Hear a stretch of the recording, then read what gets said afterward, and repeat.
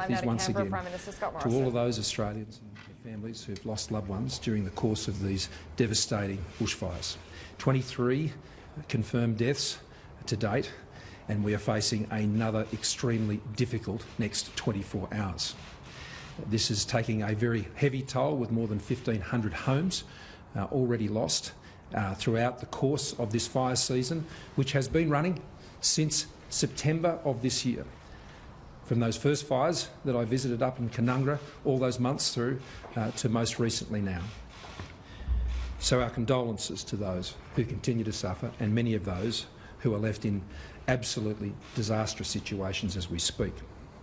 I also want to acknowledge the outstanding work that is being done by all of those who've been turning out and responding to these natural disasters, not just in the states currently impacted most dreadfully, in New South Wales and Victoria today, but also up in Queensland, across in Western Australia, down in Tasmania, even today, South Australia. This has been touching the entire country. The responses that have been led by our states has been extraordinary, and I want to commend all of the state premiers for their very close engagement with the Commonwealth, and particularly the premiers I want to thank for the close liaison they've had with me personally as we've been addressing the many issues that they are attending to as they lead those responses in each of their respective states. I also want to thank the various fire commissioners who have been working closely together, and particularly working closely together with Rob Cameron from the EMA, coordinating the responses across all the states and all the territories. They have been providing a constant stream of advice, not just now during the course of these fires, but as they do each and every day, 365 days a year, which is their job, to continually provide that advice, both on preparations and planning, and of course now when we're in the very heat of the fire season itself. A state of disaster was declared and commenced yesterday in Victoria, and as well as there being a state of emergency declared in New South Wales, with very serious fires in South Australia, with further confirmed loss of life there just this morning, and as well as in Tasmania, there being serious fires there. Fires have also been in WA and of course in Queensland, where they continue to burn. In recent times, and particularly over the course of the balance of this week, we have seen this disaster escalate to an entirely new level. This length of season is, of course, in many senses unprecedented, but the ferocity and the absence of dousing rains that would normally bring a season like this under greater control is nowhere in sight. And so that means a much longer season is planned for. When I was in Victoria yesterday, one of the key points that was made to me, that the most difficult part of their season is typically usually ahead of them at this point, going through February. And so there is still a very long way to go. As a result of the lengthy nature of this season and the longer way to go, and the comprehensive application of these disasters in so many states, we have traditionally always acted on the posture of respond to requests in relation to the Commonwealth's action. And that is what we've been doing throughout the course of many months now, whether it's been the work that the Australian Defence Forces were doing in KANGAROO all of those months ago, through to most recently, the reactions we've had to income support, income loss payments that were made at the request of the New South Wales Government, and the many other requests for assistance with road clearing, or indeed the response that was made with the evacuation yesterday afternoon. We have been responding in relation to the requests that have been made by those state and territory governments. We now must move our posture as a Commonwealth, as we've agreed at the National Security Committee this morning, from a posture of respond to request to move forward and to integrate with the local response. This has been the very clear message that I have received on the many fire grounds and the many affected communities that I've visited now over some months, but I particularly must say over the last couple of weeks. The scale of the fires is stretching resources on the ground, and there are clearly communities that need additional help. And in response to that, we must move forward first as a Commonwealth, particularly with the work of our Defence Forces, and then integrate with the local operations that are in place in those local communities. And so today we are making a number of announcements in terms of what we will be doing to move into that move forward posturing.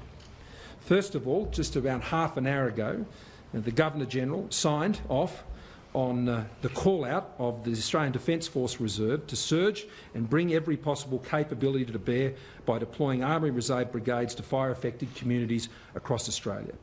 I want to stress that the Australian Defence Forces have already been out there, as you saw in great measure yesterday in particular, through the evacuation work that you've seen through the work of the Chills. But I would say, as I've seen in many places, whether it has been on search and rescue, whether it's been surveilling the fire front and providing the planning and coordination information, whether it's been providing catering and accommodation support, clearing roads, our Defence Forces have been out there for many, many months. And what this means is we will be deploying those more on a move-forward basis and taking on these additional reserves, which are being called out as a result of the decision we've taken and authorised by the Governor-General today. A two-star Emergency ADF National Support Coordinator, Major General Justin Elwood, will have national authority over the ADF Joint Task Forces in each of the affected states, working in cooperation to support state emergency authorities. We already have 2 such task forces established in New South Wales and in Victoria. A third will be stood up for South Australia, but particularly focusing on Kangaroo Island at present, as well as to support what is occurring in Tasmania. And if further are needed, then further will be established based on what we believe to be the requirement on a move-forward basis in other states. The priority of this deployment is to assist ensuring the safety of life, to support the evacuation of affected people, particularly in isolated communities, and provide assistance to isolated communities and support state-managed evacuation centres. It is to move in and to move forward, particularly in areas that have been devastated by fire, to support the immediate response needs there and the recovery effort that will also follow. The ADF surge includes the deployment of up to 3,000 designated ADF reserve forces, and I will ask both MINDEF and the CDF to go into the details of where they will be placed. Secondly, the HMS Adelaide, the Navy's largest amphibious ship, has been readied to join the HMS Chills and the MV Sycamore in supporting evacuation of citizens from fire-affected areas along our coastline. The HMS Adelaide will sail from Sydney this afternoon, and I initiated that process earlier this week at the same time that we initiated the process with the Chills to do what they did so successfully yesterday. They will sail this afternoon. They will be located offshore from the fire-affected areas from tomorrow afternoon. And the Adelaide is fully equipped, and I should say down in the border area between New South Wales and Victoria. The Adelaide is fully equipped for disaster relief and humanitarian aid and is able to operate all ADF helicopters, 400 crew including medical staff, as well as 300 tonnes which have been loaded up in recent days of emergency relief supplies. And the government has also ordered relevant ADF airlift and reconnaissance capacity to pre-position at the RAF East Sail Base, which will remain the central hub for defence response in the southern areas. From tomorrow, an additional 3 Chinook helicopters from Townsville will be deployed over the coming week to support a range of resupply, evacuation and transport tasks across the breadth of the affected areas. An additional C-17 Globemaster, 2 C-130 Hercules and 3 C-27 Spartans will also be pre-positioned to East Sail. And for people in short-term evacuation distress, Defence Force bases from Brisbane to Adelaide will provide temporary transit accommodation and support arrangements.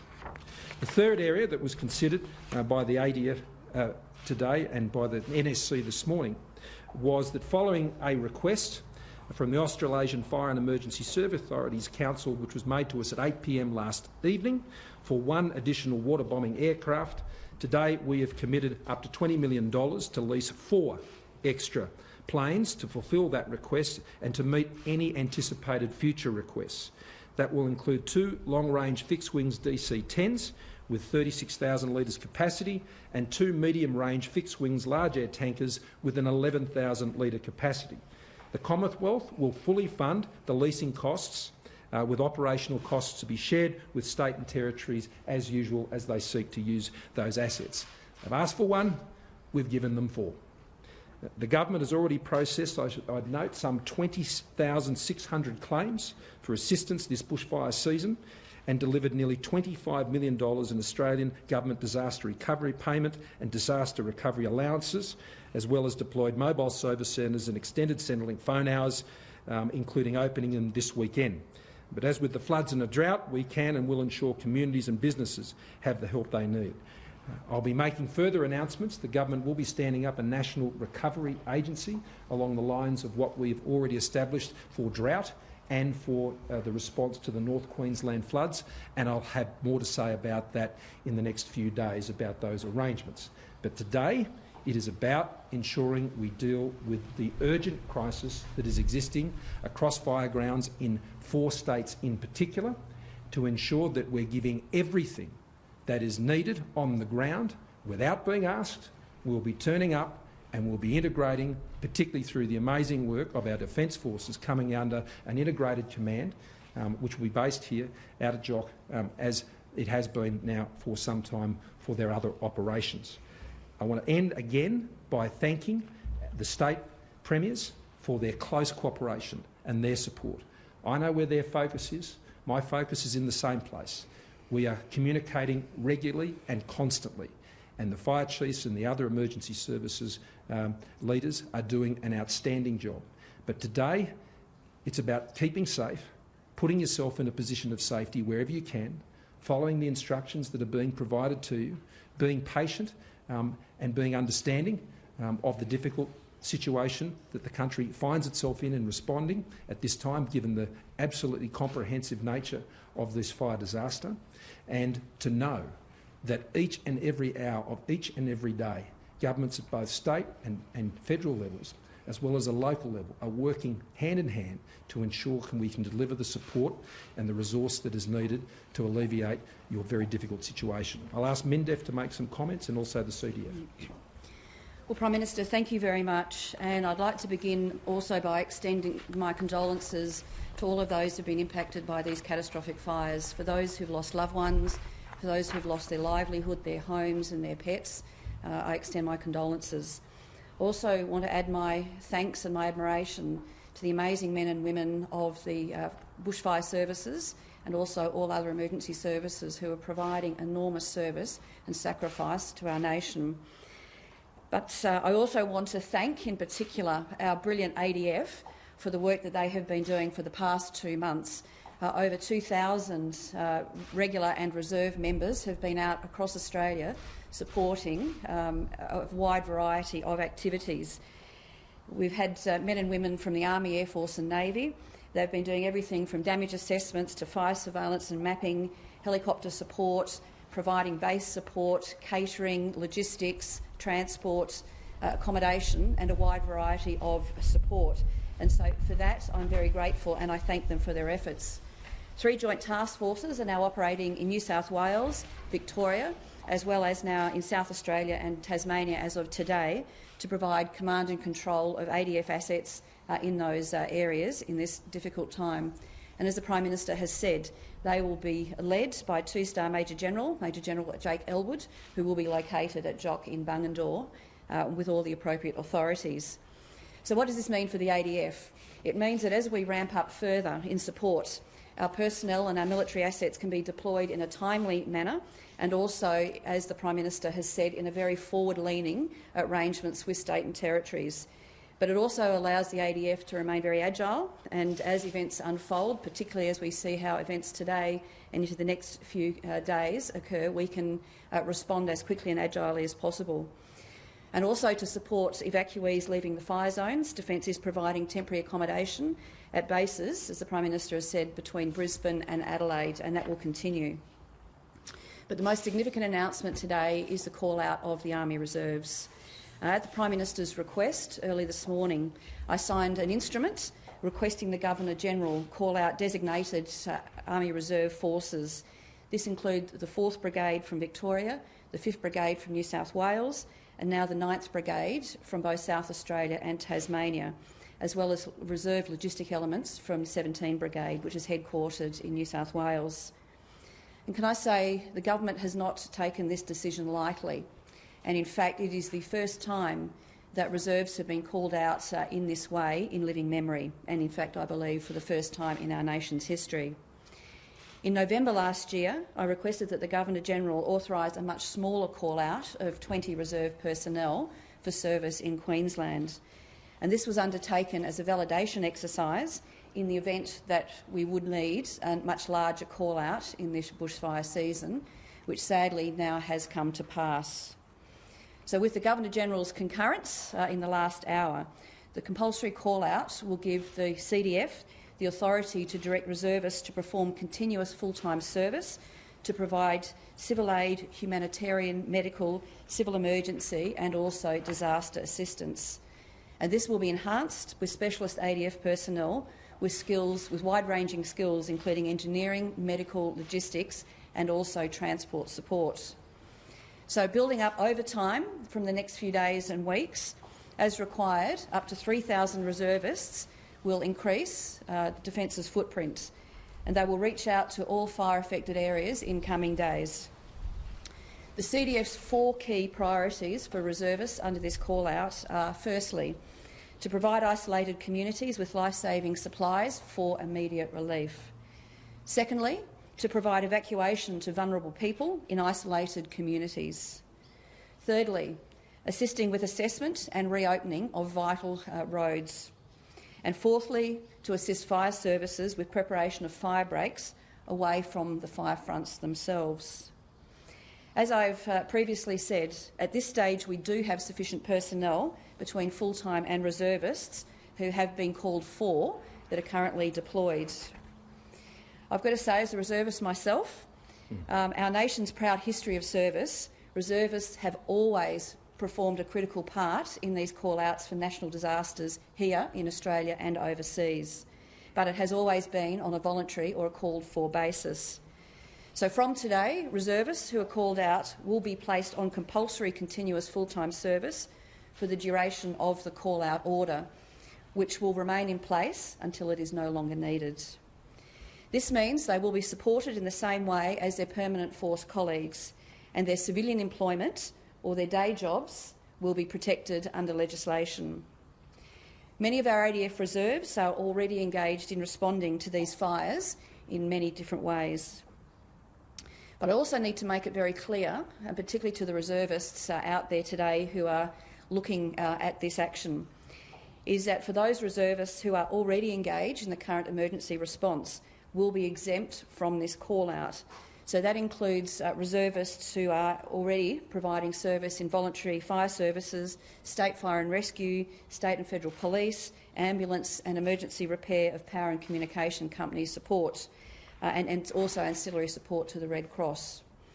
So any reservists who find themselves, their family or their property under threat from fires, of course, will also be exempt from this call-out. And finally, on the call-out, any business that employs reservists subject to the call-out orders are eligible for financial remuneration under the Employer Support Payment Scheme if specific conditions are met. And for those who've got any questions on this today, there is a number that you can call. It is 1-800-DEFENCE. So in conclusion, to the families of our Defence Force personnel, as well as all of those emergency services men and women fighting these fires, I thank you all very much for your service, and also for those of you in the communities who are supporting our ADF men and women out in the community. Particularly for families, your support for your loved ones in uniform makes their service possible. But I'd also like to thank the Prime Minister for his incredible leadership during this difficult time for our country, and also to Minister Littleproud. This has been a whole-of-government effort from the very start, and the cooperation at all levels of government, both federally and with state, has been outstanding. We are not out of this yet, but I want to assure all of you that this is what the ADF does best. They get on with the job and they do it really well. All Australians can be assured that the ADF is doing all it can to support our communities in this time of need, and I end on this point to say I'm incredibly proud to be the Minister of our ADF and see and know what they're doing. In fact, there is probably no prouder Minister for Defence anywhere in the world today. Thank you. Thank you, Linda. Angus, General Campbell, would you like to add further to Mindef's comments? Prime Minister and Minister, thank you very much for both of your comments. And could I echo the acknowledgement, the respect and admiration that I and the ADF and colleagues in the Commonwealth feel for the efforts of emergency services, fire services and the leadership of states and territories throughout this bushfire crisis. The announcements today see a lift in our naval on-water presence with HMAS Adelaide joining Choules and Sycamore, an increase in the number of aircraft and helicopters operating in affected areas involving Chinook helicopters, multi-role helicopters, light liaison helicopters, as well as P-8 surveillance aircraft, C-17, C-130 and C-27J transport and lift aircraft. Importantly, the approach of welcoming and opening for temporary transit and support our bases from Brisbane through to Adelaide is to assist those who are evacuating affected areas to return to home and loved ones where they can. The Minister and the Prime Minister have offered in some detail the call-out orders that have been issued. Major General Elwood will command 3 joint task forces and others if they are required, centred on New South Wales, Victoria and South Australia, Tasmania. His role through those joint task forces will be to coordinate, engage and work in complement to the direction and intent of state and territory authorities and to utilise the enhanced capabilities of our called-out reserve elements and those specialist elements of the permanent force that will be put together and working in integrated, self-contained and self-sustaining teams, able to move into areas in coordination with state authorities to assist those isolated communities, to assist persons seeking to evacuate, to support state-established evacuation centres and to work with fire agencies with regard to the cutting of fire breaks or the clearing of roads and any other activity that might assist those isolated communities in terms of resilience, support, care to our people. And I emphasise, it's our people. It's your Defence Force and we're here to serve you. And it's an incredible privilege to find myself leading that Defence Force at this time. And we are moving out and moving forward to work with state and territory colleagues to do everything we possibly can to assist Australia. Thank you. Thank you, Angus. So today's decision puts more boots on the ground, puts more planes in the sky, puts more ships at sea and puts more trucks to roll into to support affected communities. Today I'll also note that the National Security Committee also considered the events that have taken place very recently in Iraq, and I can deal with those matters also by question if you'd like. Let's move to questions. Just in relation to those water bombers, the RFS Chief of New South Wales, Simons, has said today that the federal government rejected the business case a couple of years ago for more of those water bombers. Was that a mistake, and how quickly will they be able to actually be tackling the fires in Australia if you're leasing them? Well, 2 points. First of all, in response to that business case, the government responded with 2 separate decisions of $11 million, which brought it up to the same level of capacity as was sought by that business case. There was a first decision, which I announced just over a year ago, and Linda was the emergency management manager at the time, and more recently, just before this Christmas, there was a second supplementary investment of $11 million, which supported the same business case proposition, and that ongoing support will be there at that level in the budget and going forward. So that business case was addressed through a different method. Well, what happened is we put the resources in to provide the support for those assets, and we have over 104, it was 147 in fact, and we've just added an additional set of 4 very large assets to that mix. And so we've provided those resources, we'll continue to provide those resources. I note that last night at 8 p.m. we were asked for 1 by those same agencies, and we've provided 4. And so whenever asked, we are responding. But as I said now, we are moving past responding. We're not waiting to be asked. We're moving forward and integrating with what's happening on the ground. Where are the water bombers actually coming from, and which world leaders have you called to ask for water bomber assistance? Well, these arrangements are done through the arrangement of NAFC. Now, I can ask Rob to comment further on this, but what we need are water bombers that meet the technical and specific requirements of the deployment in Australia. It's not a matter of just trying to hustle up some planes from somewhere around the world. What you need is the precise asset to deal with the situation in Australia. And NAFC is an organisation we work through to source and locate the specific aircraft that we need and meet those payments. Now, 2 of those will be available within 7 days, and the other will be available within 14 days, is my advice. We received the request at 8 p.m. last night, and we have actioned it today. As of 1 p.m. today, there are 3 emergency warnings, 16 watch and acts in New South Wales alone. Resources are stretched, as you acknowledged. How concerned are you about what we're likely to see at the end of the day? Well, over the last many months, and particularly in recent weeks, I have had the opportunity to engage directly with people and understand their fear, their concern, their frustration, their anxiety and their anger. And when I listen to that carefully and I understand it and feel it with them, the response that is required is what I have announced today. The response that is required is to get the boots on the ground, to get the planes in the air, to get the ships out to sea, to ensure the trucks are ready to roll in with the supplies, not just in advance or to support or try and make contact with these isolated communities, which has involved everything from dropping in supplies. I mean, out at Malakuta we've been delivering 12,000 litres of fuel every day. Over 1,000 people were evacuated yesterday, getting contact into those very remote areas. But it's also been about what happens after. And what I saw particularly last week is what happens after the fire has gone through and how isolated and alone people feel. And I experienced that firsthand. And that has been a key factor in what has led to today's decision. Can we just confirm that you will stay in Australia for the rest of the month and you Yes. won't be going to India? Oh, I should have mentioned also, it has already been reported, but I was able to speak to the Prime Minister of India last night.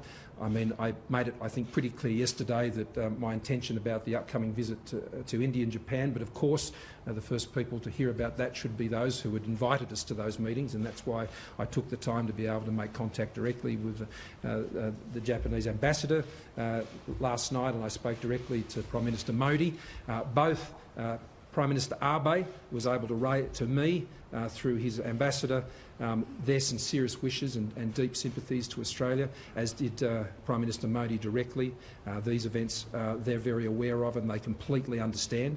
I should stress that both of those scheduled meetings are postponed and will be moving quickly to identify another opportunity, preferably earlier this year, where our arrangements can align. And we look forward to that. There was a lot of work that we were looking forward to doing at those meetings, at both of those meetings. We were at a very advanced stage when it came to a lot of our defence, intelligence and security arrangements with both India and Japan, and we were looking forward to progress those as well as broader trade discussions. But they both understand that right now the ongoing nature of these crises, and also the fact that we will move, as the fires roll on, there is a recovery then to be initiated.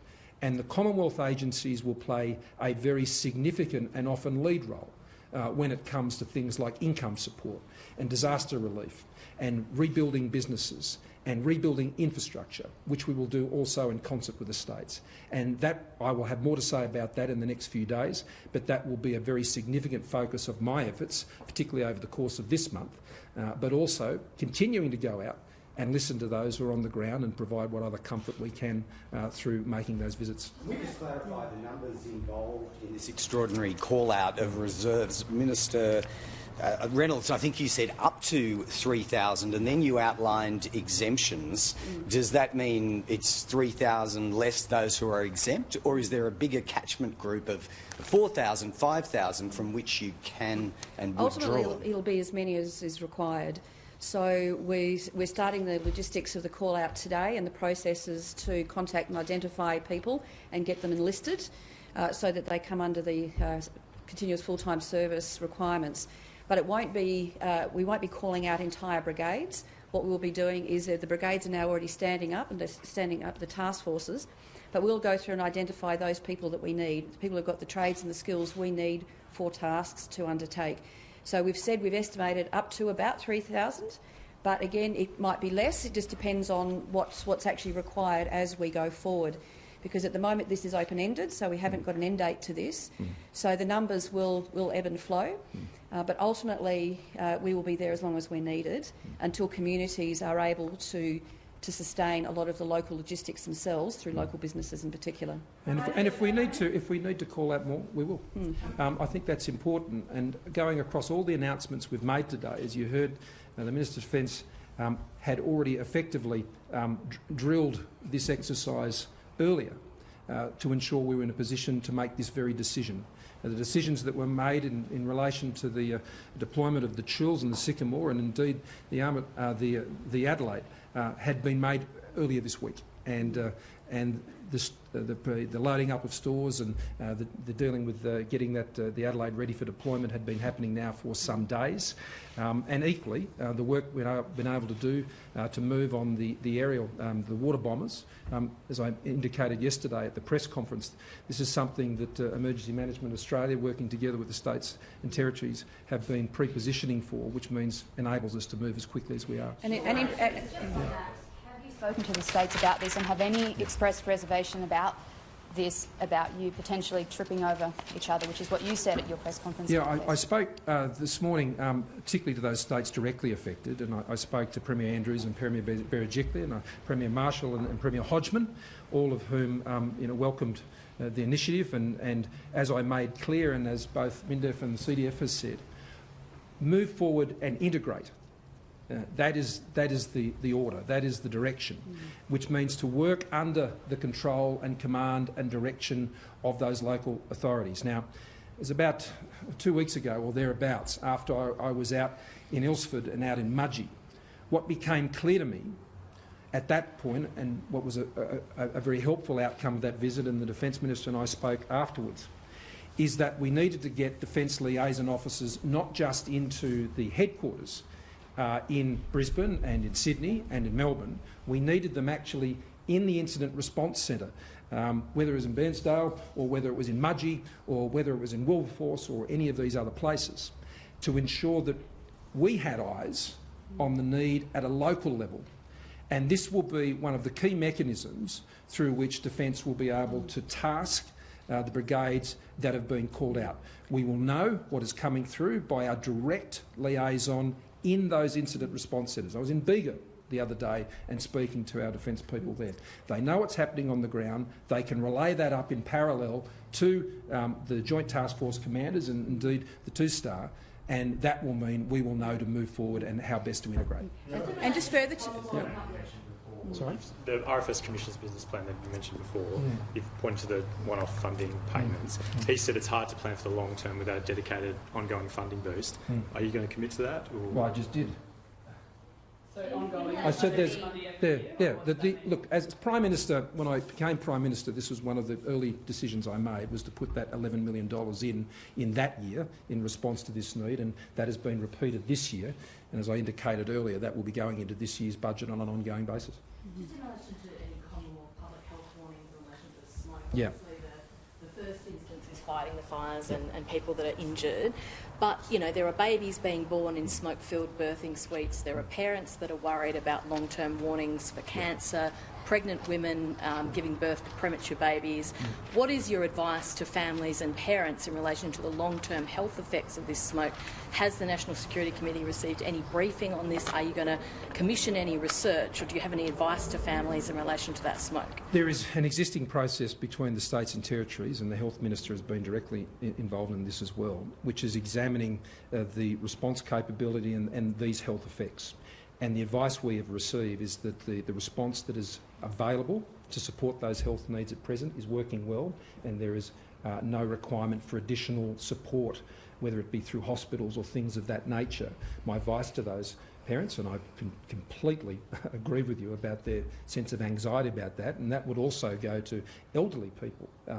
One of the key actions that have been taken in a lot of these areas in leave zones, and I saw it yesterday, I saw it down in the South Coast earlier in the week, is moving people out of the affected areas so they can get to places where it is a little less smoky.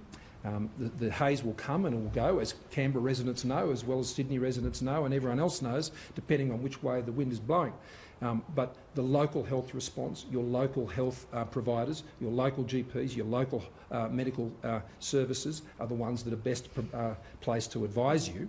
And the advice we have received is that capability is very strong and is holding up well. And just in relation to that anger on the ground, I know that you've dealt with this issue to some extent. Sure. But Zoe Salucci McDermott in COBARGO says that you turned your back on her. We've all seen the video. I've watched it. You pat her on the arm and you turn around within 3 seconds. Now, you've said twice, both at a press conference yesterday on a current affair, that you talked to this woman.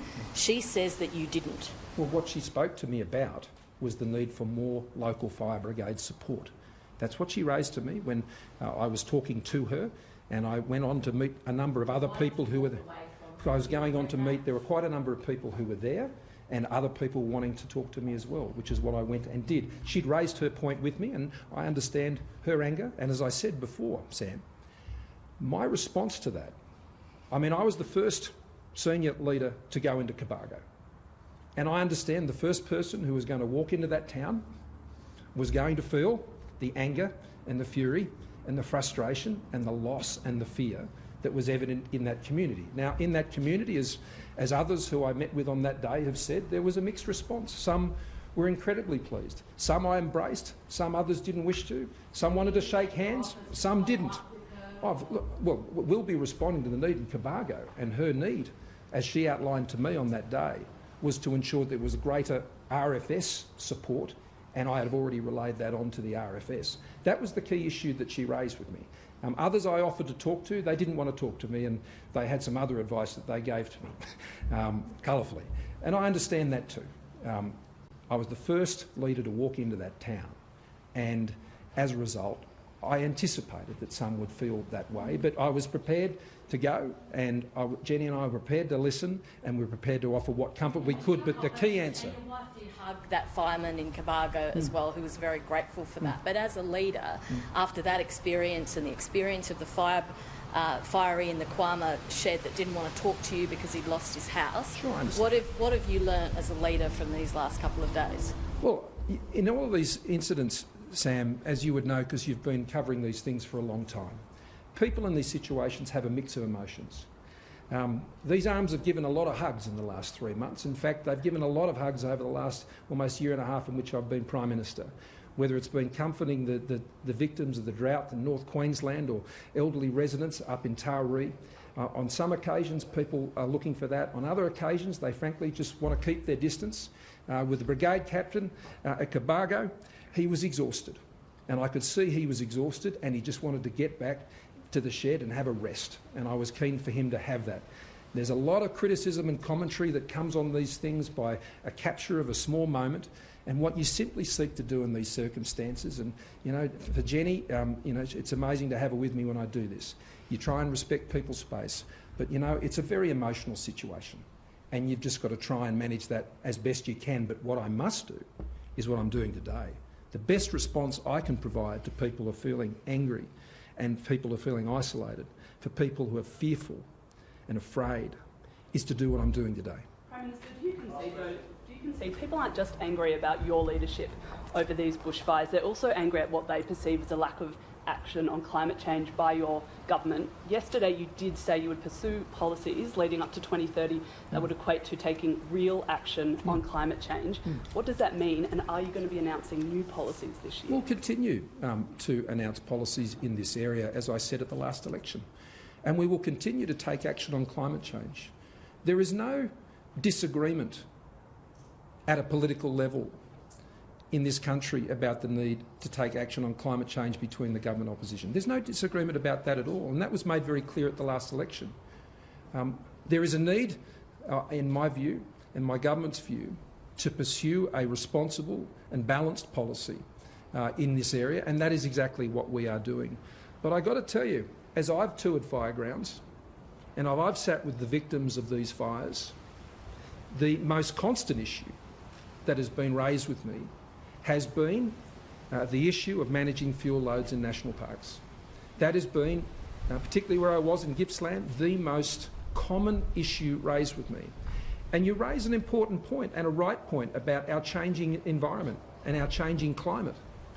What that means is events such as we've been seeing, and it is the culmination of both the savage drought together with many other impacts, not least being the impacts of arson, the number of arsons we've seen through this fire season, is understanding all of those and assuring that we've got regulations and policies in place that enable to deal with these longer seasons that don't often come sometimes with dousing rains. And that means you've got to deal with hazard management in national parks.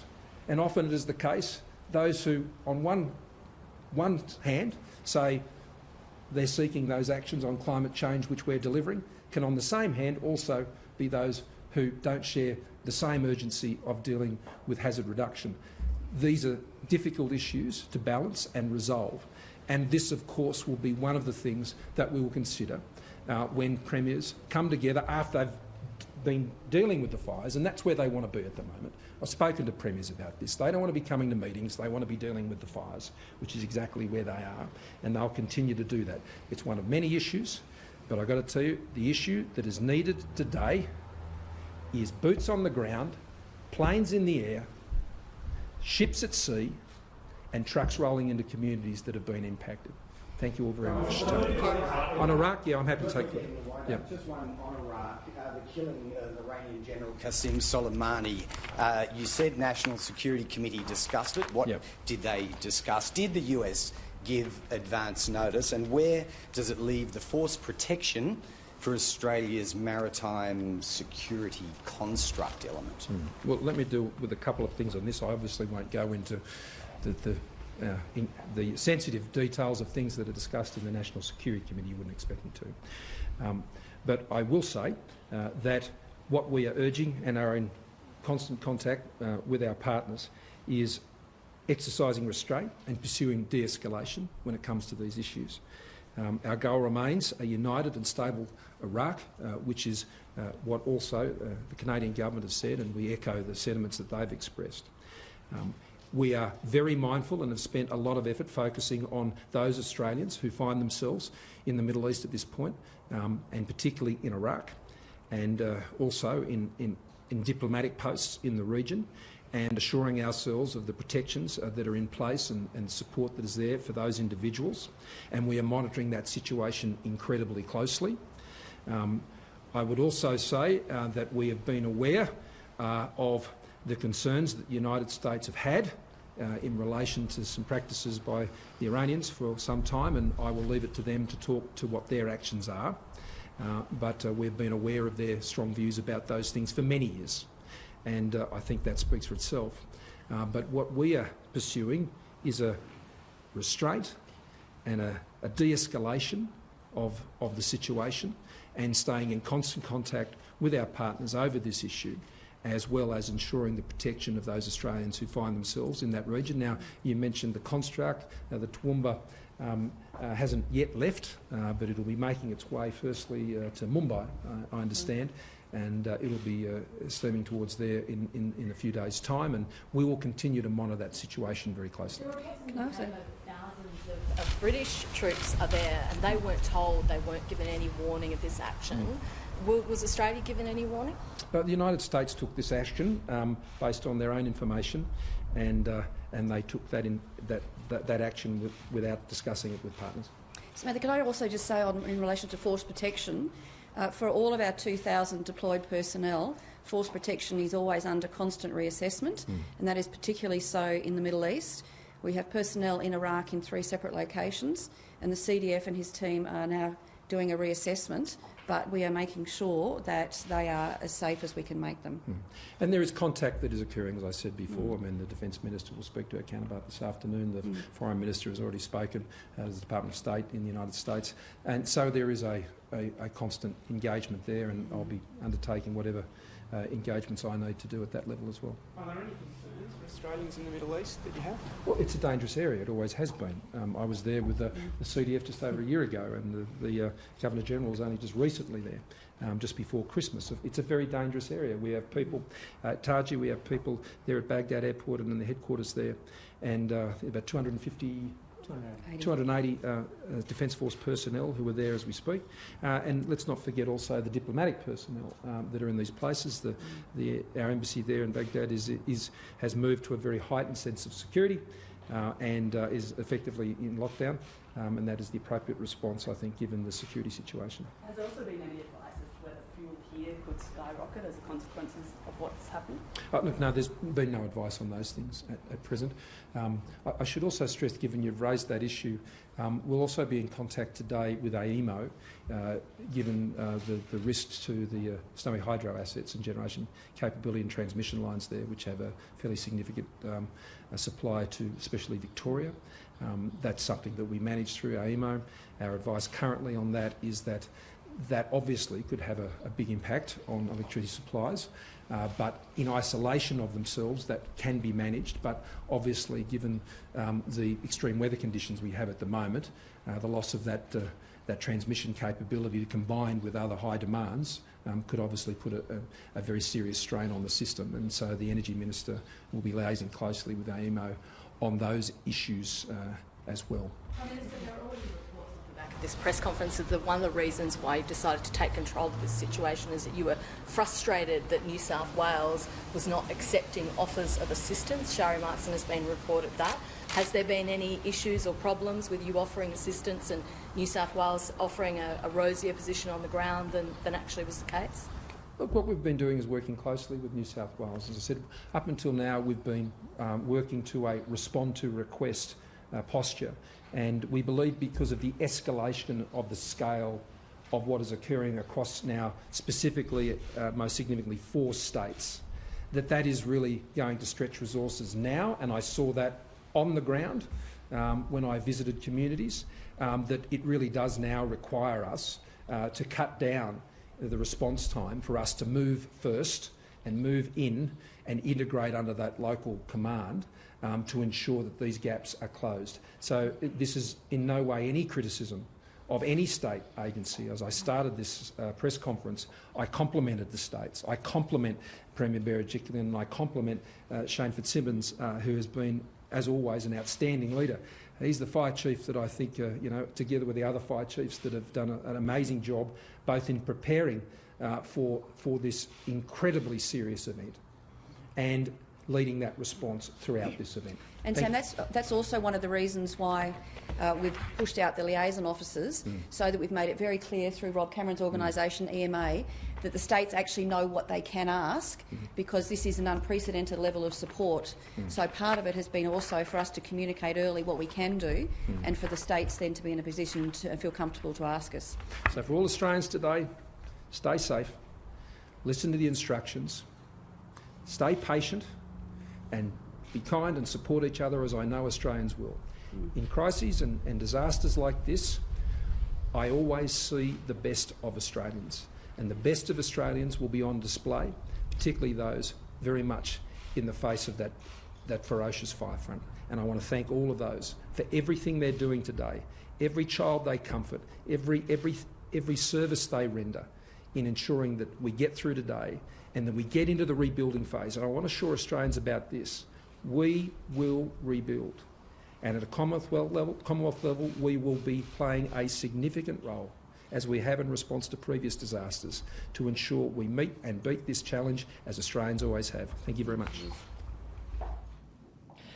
Prime Minister Scott Morrison there with Defence Minister Linda Reynolds and the Chief of Army, Angus Campbell. Huge announcement there. 3,000 reservists will be mobilised in response to the bushfire crisis. This is the government saying they're no longer going to take requests for service from the states. Instead, they're going in, the quote, move in, move forward and integrate. This is a huge development in the process, because it does show the government has heard concerns about a national response. They're sending in the army. What the Prime Minister said there was there's going to be boots on the ground, trucks in communities and planes in the sky. On that point, we've heard it is a compulsory, continuous call-out for reservists. Linda Reynolds there saying that she thinks it is the first time in Australian history reservists will ever be subject to this order, that previously it had only been a voluntary call-out. That means that any of them who are employed full-time, their employers will have to give them that leave. Those who are reservists but already serving in firegrounds, we've heard, will have the option to continue on, but will have the same option to have that continuous call-out apply, which means that they can stay away from work for as long as they can. The other announcements we heard there, HMAS Adelaide will be leaving Sydney to provide support along the New South Wales coast. That's expected to happen later today.